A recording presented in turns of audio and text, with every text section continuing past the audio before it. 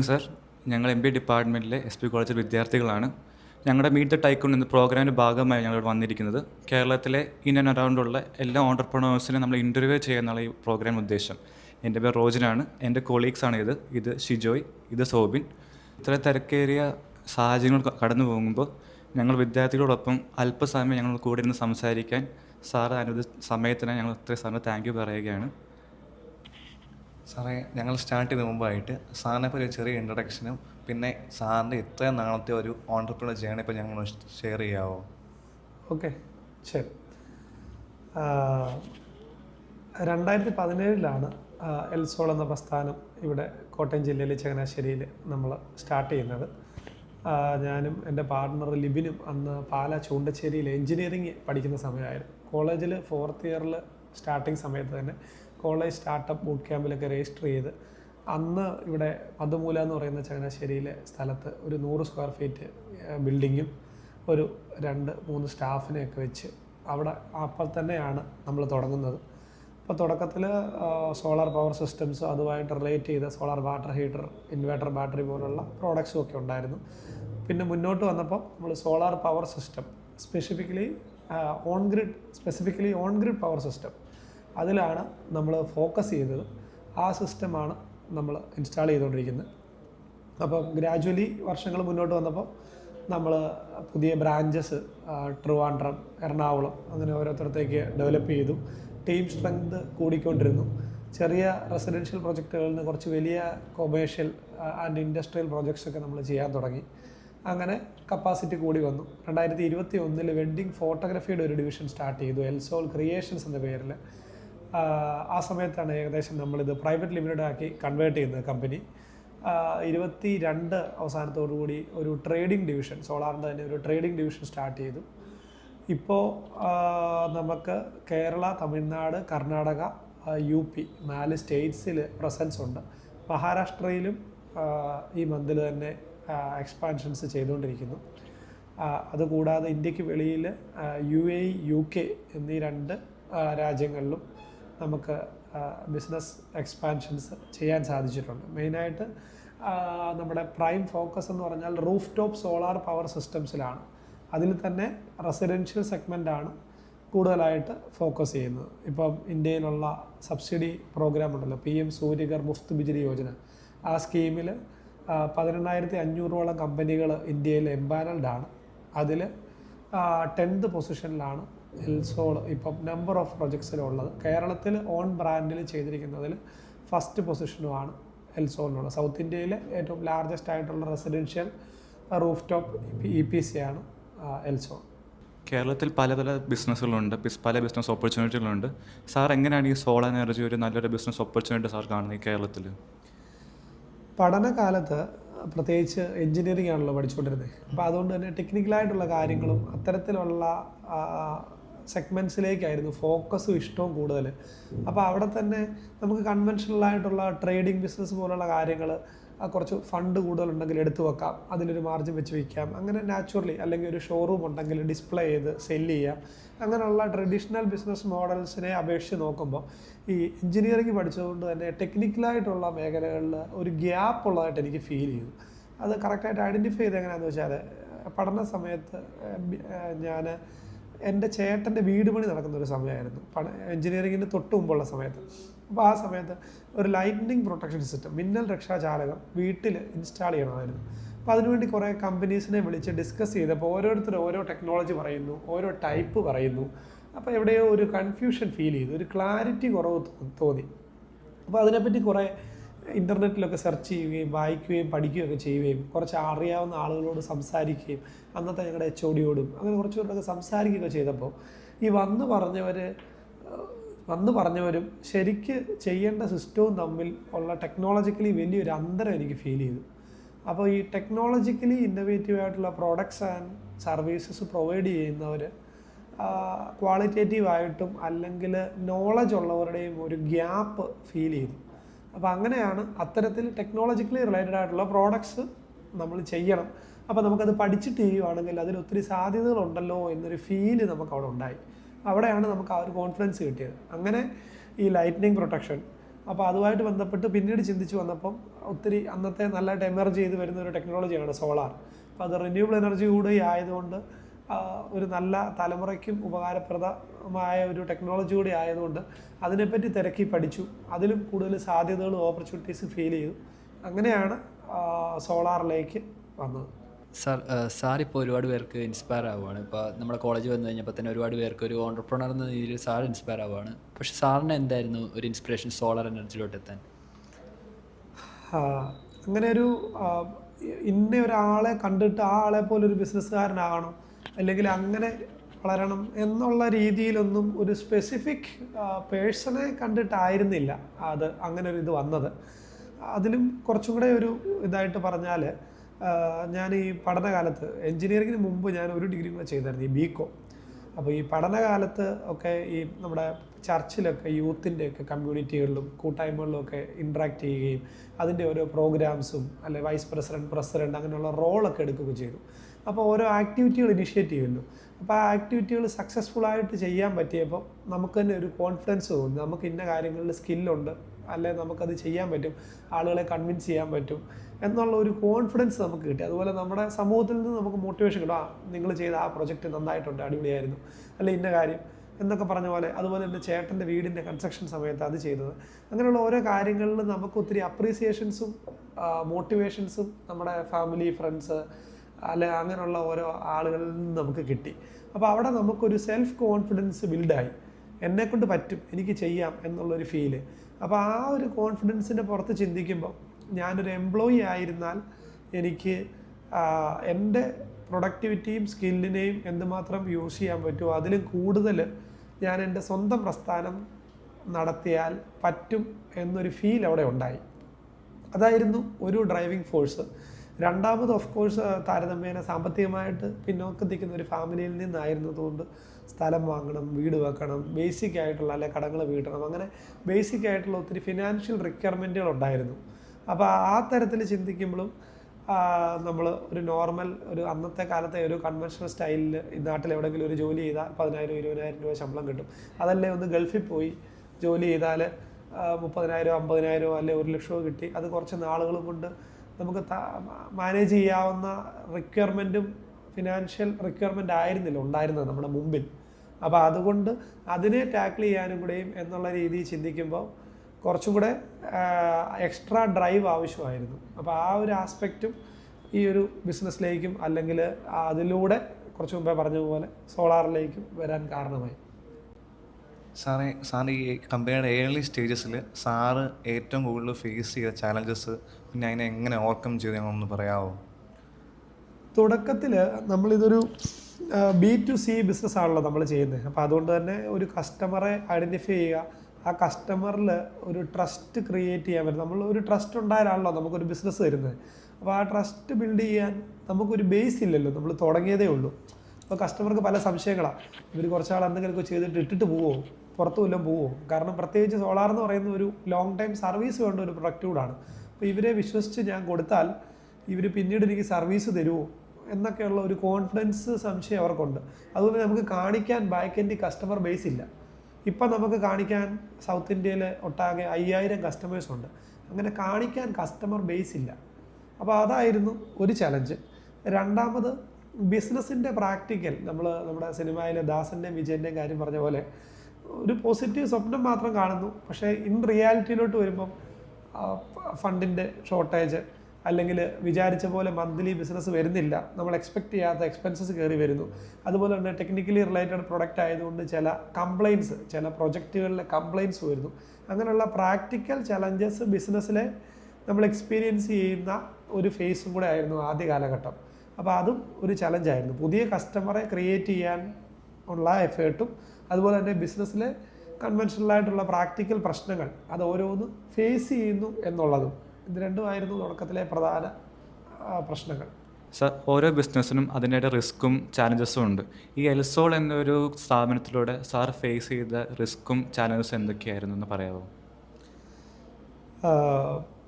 Solar ഇൻഡസ്ട്രിയെ സംബന്ധിച്ചിടത്തോളം specifically നമ്മൾ കഴിഞ്ഞ ഏകദേശം ഒരു 2023-24 വരെ കേരള എന്നുള്ള ഒരു മാർക്കറ്റ് മാത്രമായിരുന്നു കേറ്റർ ചെയ്തോണ്ടിരുന്നത്. അതിനുശേഷമാണ് തമിഴ്നാട്, കർണാടകയിലോട്ടൊക്കെയുള്ള ഡെവലപ്മെൻറ്റ് എക്സ്പാൻഷൻസും ഒക്കെ വന്നിരുന്നത്.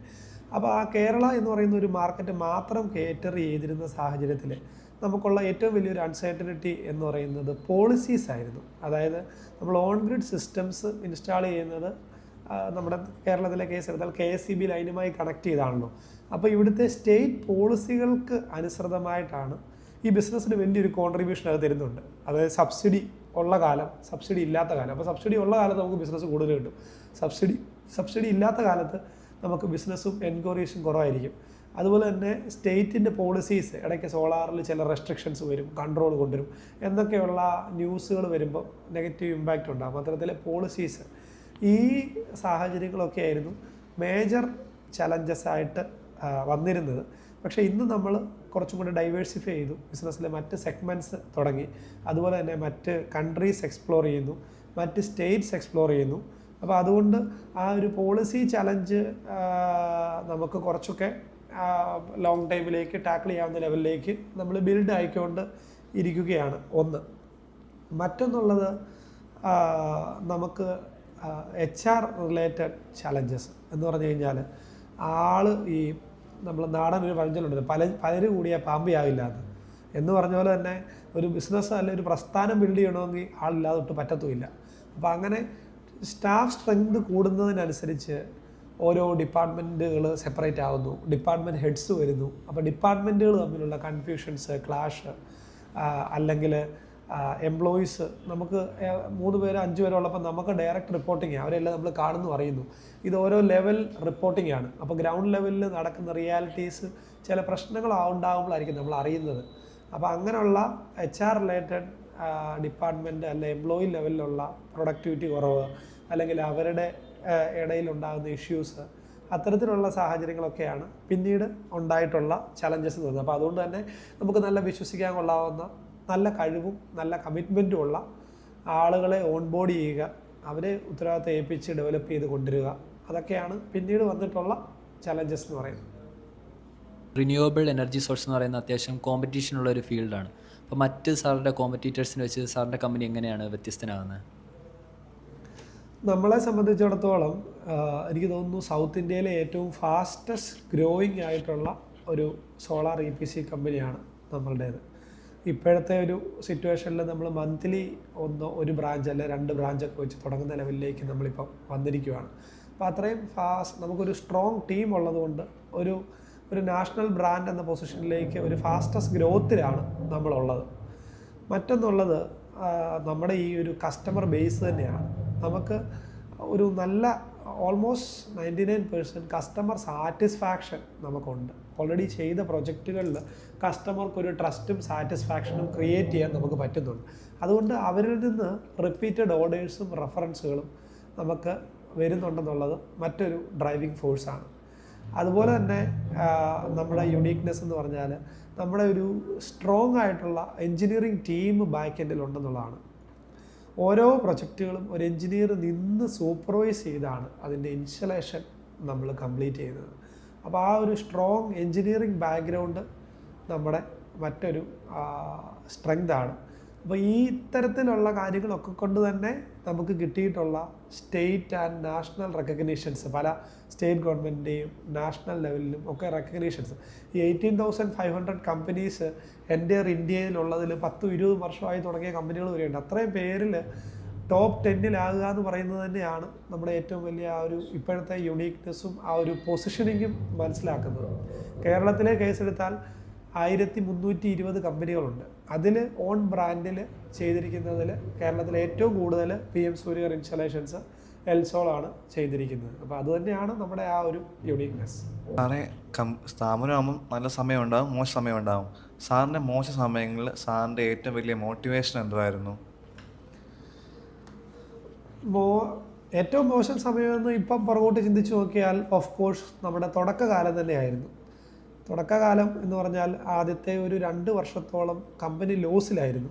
ബാക്കി എല്ലാം സാഹചര്യങ്ങളും നല്ലതാണെങ്കിലും പോസിറ്റീവ് ആണെങ്കിലും പെട്ടി പണമില്ലെങ്കിൽ അല്ലെ ശമ്പളം കൊടുക്കാനും നമുക്ക് ശമ്പളം എടുക്കാനും നമ്മുടെ കാര്യങ്ങൾ നടത്താനും അല്ലെങ്കിൽ നമ്മൾ പർച്ചേസ് ചെയ്തതിൻ്റെ പേയ്മെൻറ്റ് അടയ്ക്കാനും ഒക്കെയുള്ള ഫണ്ട് ഷോർട്ടേജ് അല്ലെ ലോസിലായിരിക്കുമ്പോൾ നാളെ എന്താവും, ഞാൻ ആഗ്രഹിച്ച സ്വപ്നങ്ങൾ ഡ്രീംസ് ഒക്കെ നടക്കാതെ പോവുമോ, എനിക്ക് കുഴപ്പമില്ലാതായിരുന്നിടത്ത് ഇനി കുറേ ബാധ്യതയും കൂടെ കയറി വരുമോ എന്നുള്ള ടെൻഷനും ആകുലതകളും കൺസേൺസും. അതുപോലെ തന്നെ നമ്മളന്ന് കുറേ കസ്റ്റമേഴ്സിന് ഇൻസ്റ്റാൾ ചെയ്തിട്ടുണ്ട് സിസ്റ്റംസ്. അപ്പോൾ അന്ന് നമുക്ക് സക്സസ് ആവാൻ പറ്റാതെ വന്നാൽ, നമ്മളിത് വൈൻഡപ്പ് ചെയ്താൽ അവർ നമ്മളിൽ ഏൽപ്പിച്ച വിശ്വാസ്യത തകർന്നു പോയില്ലേ, അത്തരത്തിലൊക്കെയുള്ള കൺസേൺസ് ഉള്ള ആ ഒരു പീരീഡായിരുന്നു ഏറ്റവും ചലഞ്ചിങ് ആയിട്ട് ഇപ്പം ഈ 8 വർഷം പുറകോട്ട് ചിന്തിച്ചാൽ ഉള്ള ഒരു ഫേസ് എന്ന് പറയുന്നത്. അപ്പോൾ ആ ഫേസിൽ നമ്മളെ ഡ്രൈവ് ചെയ്തത് ഒന്നാമത്തെ പ്രധാന റീസൺ ഈ അവസാനം പറഞ്ഞ കാര്യം തന്നെയാണ്. അതായത് അന്ന് നമുക്ക് മന്ത്ലി ഒരു 5, 10 അല്ലെങ്കിൽ 20 കസ്റ്റമറെ വെച്ച് കിട്ടുന്നുണ്ടായിരുന്നു ചെറുതായിട്ടാണെങ്കിലും. അപ്പോൾ ആ കസ്റ്റമേഴ്സ് നമ്മളിൽ വിശ്വാസ്യത അർപ്പിച്ച് നമുക്കൊരു ഓപ്പർച്യൂണിറ്റി തന്നതാണ്. അപ്പോൾ നമുക്ക് സക്സസ് ആവാൻ പറ്റിയില്ലെങ്കിൽ ആ കസ്റ്റമേഴ്സിന് ലോങ് ടൈം സർവീസും സപ്പോർട്ടും എങ്ങനെ കിട്ടും എന്നുള്ളൊരു കൺസേൺ നമുക്ക് ഒരു ഡ്രൈവിംഗ് ഫോഴ്സായിരുന്നു. മറ്റൊന്ന്, നമ്മൾ പ്രാക്ടിക്കലി ചെയ്യാൻ തുടങ്ങിയപ്പം കുറച്ചും കൂടെ കൂടുതൽ കാര്യങ്ങൾ ഇൻ റിയാലിറ്റി മനസ്സിലാക്കാൻ പറ്റി. നമ്മൾ തുടങ്ങുന്നതിന് മുമ്പ് മനസ്സിലാക്കിയതിൻ്റെ 10 ഇരട്ടിയോ അല്ലെങ്കിൽ 100 ഇരട്ടിയോ കാര്യം നമ്മൾ ചെയ്യാൻ തുടങ്ങുമ്പോൾ മനസ്സിലാക്കും. അപ്പോൾ നമുക്ക് വീണ്ടും കോൺഫിഡൻസ് ഇൻറ്റേർണലി ബിൽഡാവും. കാരണം ഇതൊന്നും അറിയാതെ നമ്മൾ തുടങ്ങി. അപ്പോൾ ഇത്രയും പ്രശ്നങ്ങളും ഇതുമൊക്കെ നമ്മളിപ്പം റിയാലിറ്റി മനസ്സിലാക്കിയിട്ടുണ്ട്. ഈ പ്രശ്നം ക്ലിയറായിട്ട് മനസ്സിലാക്കിയാൽ അതിൻ്റെ സൊല്യൂഷനും നമുക്ക് ഐഡൻറ്റിഫൈ ചെയ്യാൻ പറ്റുമല്ലോ. അപ്പോൾ ഇത്രയും ക്ലാരിറ്റിയിൽ ഇത്രയും പ്രശ്നങ്ങളൊക്കെ മനസ്സിലാക്കാൻ പറ്റി. അതുകൊണ്ട് തന്നെ ഇത് സോൾവ് ചെയ്യാൻ എനിക്ക് പറ്റും, അല്ലെങ്കിൽ നമ്മുടെ ടീമിന് പറ്റും. ആ ഒരു കോൺഫിഡൻസും നമുക്ക് ഡ്രൈവിംഗ് ഫോഴ്സായിട്ട് നിന്നു. സാർ, ഒരു ഓണ്ടർപ്രണറിന് വേണ്ട ക്വാളിറ്റീസ് എന്തൊക്കെയാണെന്നാണ് സാറിൻ്റെ ഒരു ഒപ്പീനിയൻ? ക്വാളിറ്റികൾ എന്നതിനുപരി നമുക്ക് ക്വാളിറ്റിയും നമ്മുടെ കമ്മിറ്റ്മെൻറ്റും നമ്മുടെ സ്കിൽസും എല്ലാം കൂടെ എന്തൊക്കെയാണ് വേണ്ടതെന്ന് വേണേൽ ജനറലി പറയാം. അപ്പോൾ അതിൽ നമ്മുടെ APJ അബ്ദുൽ കലാം പറഞ്ഞതുപോലെ തന്നെ ഒന്നാമതുണ്ടായിരിക്കേണ്ടത് ആ ഒരു സ്വപ്നം എന്ന് പറയുന്നതാണ് നമുക്ക് ക്ലിയറായിട്ട് ഏറ്റവും ഇമ്പോർട്ടൻ്റ് ആയിട്ട് വേണ്ടത്. അതാണ് ആ ഒരു വിഷൻ, നമുക്കൊരു നല്ല സ്വപ്നം. ഈ സ്വപ്നം എന്ന് അബ്ദുൽ കലാം പറഞ്ഞ സ്വപ്നം അറിയാമല്ലോ, നമുക്ക് ഉറക്കത്തിലുള്ള സ്വപ്നമല്ല, നമ്മൾ പൂർണ്ണ ബോധ്യത്തോടെ ആഗ്രഹിക്കുന്ന നമ്മുടെ ക്ലാരിറ്റിയുള്ള ആഗ്രഹങ്ങൾ. അപ്പോൾ അതാണ് ഒന്നാമതായിട്ട് ഉണ്ടായിരിക്കേണ്ടത്. 2, നമുക്ക് ആ സ്വപ്നത്തിന് വേണ്ടി നമുക്ക് ഊണും ഉറക്കവും നമ്മുടെ എല്ലാ സാഹചര്യങ്ങളെയും ത്യജിച്ച് എഫേർട്ട് ഇടാനുള്ള ഒരു ആറ്റിറ്റ്യൂഡും മനസ്സും. അപ്പോൾ നമുക്ക് ചിലപ്പം തണുപ്പ് സഹിക്കേണ്ടി വരും, ചൂട് സഹിക്കേണ്ടി വരും, അല്ലെങ്കിൽ കളിയാക്ക് സഹിക്കേണ്ടി വരും, അല്ലെങ്കിൽ നാട്ടിൽ നിന്നോ വീട്ടിൽ നിന്നോ വേറെ എവിടുന്നെങ്കിലും അല്ലെങ്കിൽ മറ്റ് സാഹചര്യങ്ങളിൽ നിന്നുള്ള പ്രഷർ, നമ്മൾ നാടൻ ഭാഷയിൽ പറഞ്ഞാൽ തൊലിക്കെട്ടി എന്ന് പറയത്തില്ലേ, എന്ന് പറഞ്ഞ പോലെ നല്ല തൊലിക്കെട്ടി ഉണ്ടായിരിക്കണം. അപ്പോൾ അത്തരത്തിൽ നമ്മൾ ആ ഒരു നമ്മുടെ ആഗ്രഹം അച്ചീവ് ചെയ്യാൻ വേണ്ടിയുള്ള ഒരു ത്വരയും ഡ്രൈവും, അതിനെതിരായിട്ട് പല പ്രതിബന്ധങ്ങൾ വരും. സാമ്പത്തികം, അല്ലെങ്കിൽ മാനസികം, ശാരീരികം, നമുക്ക് ഫ്രണ്ട്സ് ആൻഡ് ഫാമിലിയിൽ നിന്നുള്ളത്, അത്തരത്തിൽ പലത് വന്നേക്കാം. അപ്പോൾ അല്ലെങ്കിൽ നമ്മുടെ കമ്മ്യൂണിറ്റിയിൽ നിന്ന്. അപ്പോൾ ഇതിനെയൊക്കെ ഫേസ് ചെയ്ത് നല്ല തൊലിക്കെട്ടിയിൽ എനിക്കത് ചെയ്യണമെന്നുള്ള ഒരു ഉറച്ച വിശ്വാസത്തിൽ എഫേർട്ട് ഇടാനുള്ള ഒരു മനസ്സ്, അതാണ് രണ്ടാമത് പ്രധാനമായിട്ട് ഉണ്ടായിരിക്കേണ്ടത് ആ ഒരു ആഗ്രഹത്തിന് ശേഷം. മൂന്നാമത്, നമുക്ക് എന്താ പറയുക, നമുക്ക് നീന്തണമെന്ന് ഭയങ്കര ആഗ്രഹമാണ്, പക്ഷെ 2 കയ്യും ഇല്ലെങ്കിൽ നീന്താം, പക്ഷെ ഒത്തിരി ലിമിറ്റേഷൻസ് ഉണ്ടല്ലോ, ഭയങ്കര ലിമിറ്റേഷൻസ് അല്ലേ. അല്ലെങ്കിൽ നമുക്ക് സ്പീഡിൽ ഓടണമെന്ന് ഭയങ്കര ആഗ്രഹമാണ്, പക്ഷെ ഒരു കാലേ ഉള്ളെങ്കിൽ ഓടാൻ ഒത്തിരി പാടല്ലേ. അപ്പോൾ എന്ന് പറഞ്ഞതുപോലെ ഈ ഒരു ഓൺട്രപ്രണർക്ക് ആ ലെവലിലേക്ക് എത്താൻ ആൾക്ക് ചില സ്കിൽസ് ആവശ്യമാണ്. ഓൺട്രപ്രണർക്ക് ഒന്നുകിൽ നമ്മൾ ആ സ്കില്ല് പ്രാക്ടീസിലൂടെ സ്വായത്തമാക്കണം, അല്ലെങ്കിൽ എവിടൊക്കെയാണോ നമ്മുടെ സ്കില്ല് കുറവുള്ളത് ആ സ്കില്ല് കുറവുള്ളിടത്ത് ആ സ്കില്ല് കവർ ചെയ്യാൻ പറ്റുന്ന ആളുകളെ എംപ്ലോയീസ് ആയിട്ടോ അല്ലെങ്കിൽ പാർട്ട്നേഴ്സായിട്ടോ ഒക്കെ നമുക്ക് എക്യുപ്പൈ ചെയ്യാൻ പറ്റണം, അതിലേക്ക് ആഡ് ചെയ്യാൻ പറ്റണം. അപ്പോൾ അത്തരത്തിൽ മേജറായിട്ട് ഈ 3 കാര്യങ്ങളാണ് വേണ്ടതെന്ന് എനിക്ക് തോന്നുന്നു. കാരണം നമ്മുടെ കേരളത്തിൽ പല ഇൻഡസ്ട്രികളുണ്ട്. അപ്പോൾ അതിലൊന്നാണ് സോളാർ ഇൻഡസ്ട്രി. നമ്മുടെ കേരളത്തിൽ അടുത്ത 5 വർഷത്തിൽ ഈ സോളാർ ഇൻഡസ്ട്രി ഫേസ് ചെയ്യാൻ പോകുന്ന ട്രെൻഡ്സും അതിൻ്റെ ഡിസഡ്വാൻറ്റേജസ് എന്തൊക്കെയാണെന്ന് സാറിന് പറയാൻ പറ്റുമോ? സോളാർ ഇൻഡസ്ട്രി ഇപ്പം അത്യാവശ്യം നല്ലൊരു പീക്ക് ചെയ്ത് നിൽക്കുന്ന പൊസിഷനിലാണ്. എന്ന് പറഞ്ഞാൽ ഇപ്പം ഇപ്പോഴത്തെ ഓരോ വർഷത്തെ ട്രെൻഡ് എടുത്ത് നോക്കിയാൽ കഴിഞ്ഞ 5 കൊല്ലം അല്ലെ 10 കൊല്ലമൊക്കെ ചെയ്ത എൻ്റയർ ബിസിനസ്സൊക്കെ ഇപ്പോൾ ഒരു വർഷം ചെയ്യുന്ന ലെവലിലേക്ക് ഇൻഡസ്ട്രി മച്ചുവറായി. അത്രയും ഇപ്പം 2013, 15, 18 ആ സമയങ്ങളിലൊക്കെ പല കൺസേൺസ് ആയിരുന്നു. ഒന്ന് കോസ്റ്റ് കൂടുതലായിരുന്നു, സബ്സിഡീസ് ഇല്ലായിരുന്നു, അല്ലെ അതിനുള്ള ലോൺ ഓപ്ഷൻസ് അവൈലബിലിറ്റി കുറവായിരുന്നു. അതുപോലെ തന്നെ പോളിസികൾ ഇത്രയും ക്രിസ്റ്റൽ ക്ലിയർ അല്ലാതിരുന്നു. പിന്നെ നമ്മുടെ പഴയ സരിത വിഷയമൊക്കെ പോലുള്ള ചില നെഗറ്റീവ്സും കൺസേൺസും മാർക്കറ്റിൽ ഉണ്ടായിരുന്നു. അങ്ങനെയൊക്കെയുള്ള സാഹചര്യങ്ങളുണ്ടായിരുന്നു. പക്ഷേ അതിൽ നിന്നൊക്കെ മാറി ഇപ്പോൾ കൊളാട്രൽ ഫ്രീ ആയിട്ട് 6% ഇൻട്രസ്റ്റിൽ ലോണ് കിട്ടും, അത്രയും ചെറിയൊരു ഇൻട്രസ്റ്റിൽ. അതുപോലെ തന്നെ ഇത്രയും കാലം എടുത്ത് നോക്കിയാൽ ഏറ്റവും പ്രൈസ് കുറഞ്ഞൊരു പൊസിഷനിലാണ് നിൽക്കുന്നത്. ഒരു കോൺക്രീറ്റ് ആയിട്ടുള്ള ഒരു പോളിസി സാധാരണക്കാർക്ക് ഒരു 3 കൊല്ലം 4 കൊല്ലം കൊണ്ട് മുടക്കുമുതൽ തിരിച്ചു കിട്ടി വൈദ്യുതി ഉപയോഗിച്ച് ആ സാമ്പത്തിക ലാഭവും ക്രിയേറ്റ് ചെയ്യാവുന്ന തരത്തിലുള്ള പോളിസി ഉണ്ട്. ആ ഫാക്ടേഴ്സൊക്കെ നോക്കുമ്പോൾ ഇപ്പോൾ ഒരു മച്വർ സ്റ്റേജിലാണ്. അപ്പോൾ ഇനി മുന്നോട്ട് ഇതിൻ്റെ ഒരു ഗ്രോത്ത് എന്തായാലും ഒരു 2-3 കൊല്ലത്തിന് മോശമല്ലാത്തൊരു ഗ്രോത്ത് തീർച്ചയായിട്ടും ഉണ്ടായിരിക്കും. പിന്നെ അതിനകത്ത് കുറച്ച് മുമ്പ് ഞാൻ പറഞ്ഞ പോലെ തന്നെ ആ പോളിസികൾ, അതിൻ്റെ ഒരു ഫാക്ടർ അവിടെ ഉണ്ട്. ഈ പോളിസികൾ പക്ഷേ ഒരു ലോങ് ടൈം പെർസ്പെക്റ്റീവിൽ നോക്കിയാൽ നാഷണൽ മിഷനും സ്റ്റേറ്റ് മിഷനും ഒക്കെ ഈ ഇൻഡസ്ട്രിയിലെ ഗ്രോത്ത് തന്നെയാണ് കാണിക്കുന്നത്. അതായത് 2050 നെറ്റ് സീറോ കേരളം ടാർഗറ്റ് ചെയ്യുന്നു. 2070 all India net zero 100% green എനർജിയിലേക്ക് മാറാൻ, നമ്മുടെ എൻ്റയർ ഊർജ്ജ റിക്വയർമെൻറ്റ് അതിലേക്ക് മാറാനാണ് ടാർഗറ്റ് ചെയ്യുന്നത്. അപ്പോൾ ആ ടാർഗറ്റ്സ് മീറ്റ് ചെയ്യണമെങ്കിൽ അതിൽ ഏറ്റവും വലിയൊരു കോൺട്രിബ്യൂഷൻ തരാൻ സാധിക്കുന്നത് സോളാർ പവർ സിസ്റ്റംസിനാണ്. കാരണം ഇപ്പോൾ കാറ്റാടിപ്പാടങ്ങളാണെങ്കിൽ അതിൽ നല്ല കാറ്റിൻ്റെ വിൻഡിൻ്റെ പ്രസൻസ് ഉള്ളിടത്തെ അതിൽ വയബിലിറ്റി കൂടുതലുള്ളൂ. അതല്ലെങ്കിൽ ടൈഡൽ പവർ പ്ലാന്റുകളോ അല്ലെങ്കിൽ ഹൈഡ്രോ പവർ പ്ലാന്റ്, ആതിരപ്പള്ളി പദ്ധതി എത്ര വർഷമായിട്ട് കേരളം ട്രൈ ചെയ്യുന്നതാണ്. അവിടെ ഒത്തിരി പാരിസ്ഥിതിക പ്രശ്നങ്ങളും കൺസേൺസും ഇനീഷ്യൽ ഇൻവെസ്റ്റ്മെൻറ്റിൻ്റെ കോസ്റ്റ് കൺസേൺസും ഒക്കെ കൊണ്ട് അതിലേക്ക് പോകാൻ നമുക്ക് സാധിക്കുന്നില്ല. അപ്പോൾ അത്തരത്തിലുള്ള മറ്റ് എനർജി ജനറേറ്റിംഗ് യൂണിറ്റുകൾക്ക് ലിമിറ്റേഷൻസ് ഉള്ളപ്പോൾ സോളാറിൽ സാധ്യതകൾ കൂടുതലാണ്. അപ്പോൾ അത് വളരെ ഒരു പോസിറ്റീവായിട്ടുള്ളൊരു ഓപ്പർച്യൂണിറ്റിയാണ്. അതുകൊണ്ട് തന്നെ ഒരു പോസിറ്റീവ് ഗ്രോത്ത് തന്നെ ഈ ഇൻഡസ്ട്രിക്ക് പ്രതീക്ഷിക്കാം. സാർ, സെൻട്രൽ ഗവൺമെൻറ് നമ്മുടെ ജനങ്ങൾക്ക് 1 കോടി ജനങ്ങൾക്ക് 78,000 രൂപയുടെ സബ്സിഡി സ്കീം തരാൻ സോളാർ വെക്കാനായിട്ട്. അത് പിന്നെ എക്സ്റ്റെൻഡ് ചെയ്ത് പിന്നെ 1 കോടിയാക്കി മൊത്തം 2 കോടിയാക്കി. അപ്പം ഇനിയും ഇതുപോലത്തെ സ്കീമുകൾ വരാൻ ചാൻസ് ഉണ്ട്. വരുമെങ്കിൽ നിങ്ങളുടെ ഈ സ്ഥാപനത്തിൽ അതെങ്ങനെ ഹെൽപ്ഫുൾ ആവുമെന്ന് പറഞ്ഞുതരാമോ? ക്വസ്റ്റിനകത്തൊരു ചെറിയ മിസ്സിംഗ് ഉണ്ട്. അതായത് നിലവിൽ ഒഫീഷ്യലി 1 കോടി വീടുകൾക്ക് അലോക്കേറ്റ് ചെയ്തിട്ടുള്ളൂ. അത് 2 കോടി ആക്കിയിട്ടില്ല. അത് നമുക്ക് അൺഒഫീഷ്യൽ സോഴ്സുകളിൽ നിന്ന് അതിനെയും എക്സ്റ്റെൻഡ് ചെയ്യാൻ ചാൻസ് ഉണ്ടെന്നുള്ള ഒരു ന്യൂസ് മാത്രമാണ്. ഒഫീഷ്യലി 78,000 വീതം ഒരു വീടിനെന്ന നിലയ്ക്ക്, അല്ലെങ്കിൽ 3 കിലോവാട്ട് വെക്കുന്ന ഒരു വീടിനെന്ന നിലയ്ക്ക് 1 കോടി വീടുകൾക്കായിട്ട് 78,000 കോടിയാണ് അലോക്കേറ്റ് ചെയ്തിരിക്കുന്നത്. അത് ഏകദേശം ഒരു 2 വർഷം ആകാറാവുന്നു ഈ പ്രോഗ്രാം വന്നിട്ട്. അപ്പോൾ ഈ പീരീഡ് കൊണ്ട് നിലവിൽ ആകെ 20 ലക്ഷം വീടുകളെ അച്ചീവ് ചെയ്തിട്ടുള്ളൂ. അപ്പോൾ എന്ന് പറഞ്ഞാൽ ഈ ഒരു ട്രെൻഡ് നോക്കിയാൽ ഏതാണ്ട് ഒരു 2030 വരെയുള്ള പീരീഡ് കൊണ്ട് നിലവിലുള്ള അലോക്കേഷൻ തന്നെ തീരത്തുള്ളൂ. ഇനി കുറച്ചും കൂടെ ഫാസ്റ്റായിട്ട് എക്സ്പാൻഷൻ ഇത് പോയാൽ കുറച്ചും കൂടെ ഫാസ്റ്റ് ആകും. പക്ഷേ ഒഫീഷ്യലി ഈ പ്രോഗ്രാമിൻ്റെ എൻഡ് ഡേറ്റ് 2027 മാർച്ചാണ്. അപ്പോൾ ഓഫ് കോഴ്സ് 27 മാർച്ച് കൊണ്ട് ഇത് അച്ചീവ് ചെയ്യാൻ എളുപ്പമല്ലാത്തതുകൊണ്ട് തന്നെ മിക്കപ്പോഴും ഇത് എക്സ്റ്റെൻഡ് ചെയ്യാനാണ് സാധ്യത. ഇനി അതിനുശേഷവും ഇതേ പ്രോഗ്രാം അല്ലെങ്കിൽ ഇതിനോട് സിമിലർ ആയിട്ടുള്ള സ്കീംസ് വരാനുള്ള സാധ്യതകളും ഇന്ത്യയിൽ കൂടുതലാണ്. കാരണം കുറച്ച് മുമ്പേ പറഞ്ഞ പോലെ നമ്മുടെ ഈ UN-ൻ്റെ മിഷനും അല്ലെങ്കിൽ G20 ഉച്ചകോടിയിലും ഒക്കെ ഇതുമായിട്ടൊക്കെ ബന്ധപ്പെട്ട് വളരെ വലിയൊരു കൺസേൺ ആണ് നിലവിലെ പാരിസ്ഥിതിക പ്രശ്നങ്ങൾ. നമുക്ക് എന്തുമാത്രം ടെക്നോളജി ഉണ്ടെങ്കിലും എന്തുമാത്രം AI വന്നാലും എന്തെല്ലാം ഫീച്ചർ വന്നാലും മനുഷ്യന് ജീവിക്കാൻ ബേസിക് ആയിട്ടുള്ള ചില കാര്യങ്ങൾ വേണമല്ലോ. നല്ല ക്ലൈമറ്റിക് കണ്ടീഷൻസ്, അത് ടെമ്പറേച്ചർ എന്ന് പറയുന്നത് ജീവിക്കാനുള്ള സാഹചര്യത്തിൽ വളരെ ഇമ്പോർട്ടൻ്റ് ആയിട്ടുള്ള ഒന്നാണ്.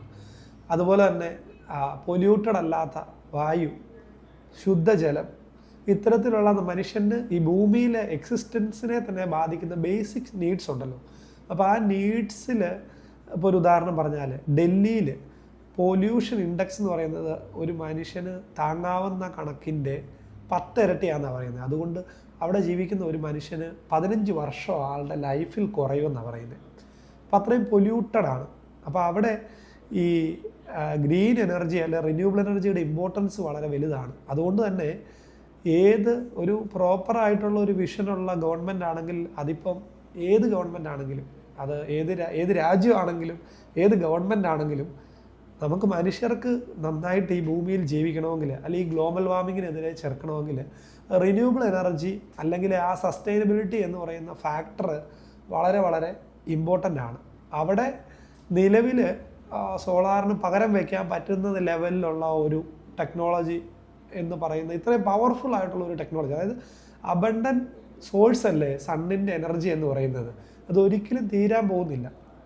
അപ്പോൾ ആ സോഴ്സ് യൂസ് ചെയ്ത് നമ്മുടെ എല്ലാ എനർജി റിക്വയർമെൻറ്റ്സും മീറ്റ് ചെയ്യാൻ പറ്റുക എന്ന് പറയുന്നത് അത്രയും വലിയൊരു ഇന്നോവേഷൻ, അത്രയും പവർഫുൾ ആയിട്ടുള്ള ഒരു ഓപ്പർച്യൂണിറ്റി വേറെ ഇല്ലെന്ന് തന്നെ പറയാം.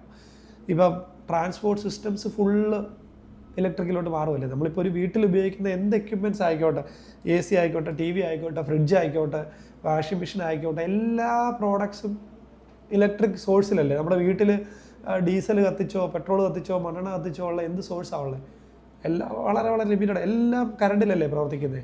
ഇപ്പം ട്രാൻസ്പോർട്ടേഷൻ സിസ്റ്റംസ് ഫുള്ള് നമ്മൾ ഫോസിൽ ഫ്യൂലിൽ നിന്ന് മാറി ഇലക്ട്രിക്കിലോട്ട്, ട്രക്ക് ഉൾപ്പെടെയുള്ള അല്ലെ 2 വീലറും 3 വീലറും 4 വീലറും ഉൾപ്പെടെ എല്ലാം ഇലക്ട്രിക്കലിലോട്ട് മാറിക്കൊണ്ടിരിക്കുകയാണ്.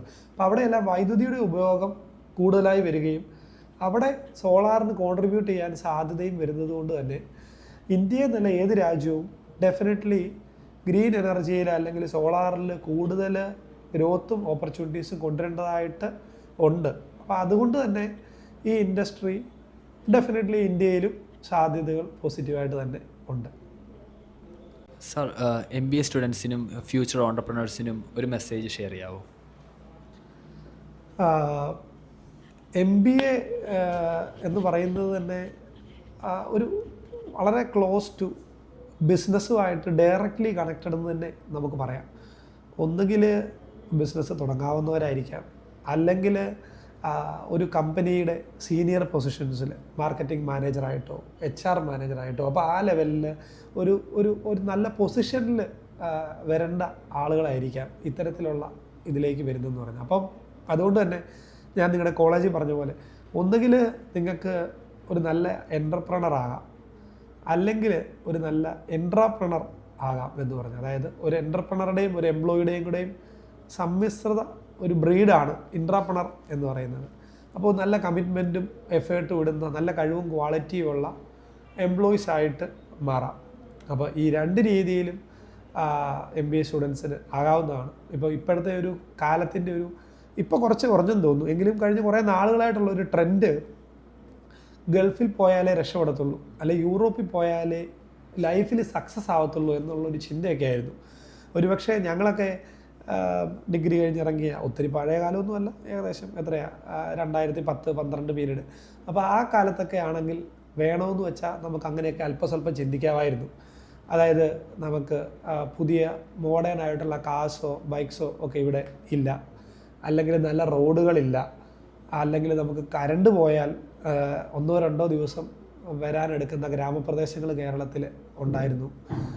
അല്ലെങ്കിൽ നമുക്ക് പുതിയ മക്ഡൊണാൾഡ്സോ KFC പോലുള്ള ഒരിടത്തോ അല്ലെങ്കിൽ ലുലുവോ പോലുള്ള ഒരു മാളിലോ ഒക്കെ പോകണമെങ്കിലുള്ള സാഹചര്യങ്ങളില്ല, അല്ലെങ്കിൽ ഒരു മൾട്ടിപ്ലക്സ് തിയേറ്ററിൽ പോയി സിനിമ കാണണമെങ്കിൽ അതിനുള്ള അവസരമില്ല. അങ്ങനെയൊക്കെയുള്ള ചില ഫീച്ചേഴ്സ് യൂറോപ്പിലോ അല്ലെങ്കിൽ ഗൾഫിലോ ഒക്കെ ഉള്ളൂ, ഇവിടെ ഇല്ല എന്നുള്ള ഒരു രീതിയിലെ സാഹചര്യം ഒരുപക്ഷെ പണ്ടൊക്കെ ഉണ്ടായിരുന്നു 10-20 കൊല്ലം മുമ്പ്. പക്ഷെ ഇപ്പോൾ അതൊന്നും ഇല്ല. എല്ലാം ആ ഒരു ഗ്ലോബലൈസേഷൻ്റെ ഭാഗമായിട്ട് എല്ലാ ഫീച്ചേഴ്സും എല്ലാ ടെക്നോളജികളും എൻജോയ് ചെയ്യാനും ട്രാവൽ ചെയ്യാനും അടിച്ചു പൊളിക്കാനും എല്ലാത്തിനുമുള്ള സാഹചര്യങ്ങൾ ഇവിടെ ഉള്ളപ്പോൾ പുറത്തു പോയാലേ രക്ഷപ്പെടത്തുള്ളൂ എന്നൊരു ചിന്ത ഒരിക്കലും വേണ്ട. ഇവിടെയും ഒത്തിരി സാധ്യതകളുണ്ട്, അത് എക്സ്പ്ലോർ ചെയ്യാനായിട്ട് എല്ലാവർക്കും ശ്രമിക്കാവുന്നതാണ്.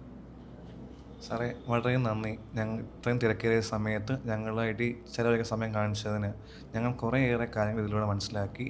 അപ്പം ഞങ്ങളെല്ലാവരുടെയും പേരിൽ ഞങ്ങളൊന്ന് നന്ദി ചോദിക്കുന്നു. ഓക്കെ, എന്തായാലും നിങ്ങളെ കണ്ടതിലും നമ്മൾ സംസാരിക്കാൻ പറ്റിയതിലും എനിക്കും സന്തോഷം. നമ്മൾ എപ്പോഴും ഇങ്ങനെ എന്നും ഇരുന്ന് പഴയതൊന്നും ചിന്തിക്കുമല്ലോ. അപ്പോൾ ഇങ്ങനെ ഓരോ ചോദ്യങ്ങളും ഇങ്ങനെ സംസാരിക്കുകയൊക്കെ ചെയ്യുമ്പോഴും നമ്മുടെ പഴയ കാലവും ഗ്രോത്തും സാധ്യതകളും ഒക്കെ ചിന്തിക്കുമ്പോഴും, അല്ലെങ്കിൽ ഇടയ്ക്ക് ചോദിച്ച പോലെ നിങ്ങൾക്ക് ഞാനും അല്ലെ എൽസോളും ഒക്കെ പ്രചോദനമാകാൻ സാധിക്കുന്നതിലും നമുക്കും സന്തോഷം. നമ്മുടെ ടീമിൻ്റെ എഫേർട്ടും ദൈവാനുഗ്രഹവും ഒക്കെ കൊണ്ട് ഈ ഒരു ലെവലിലേക്ക് നമ്മൾക്ക് വളരാൻ പറ്റിയതിലും സന്തോഷം. All the best.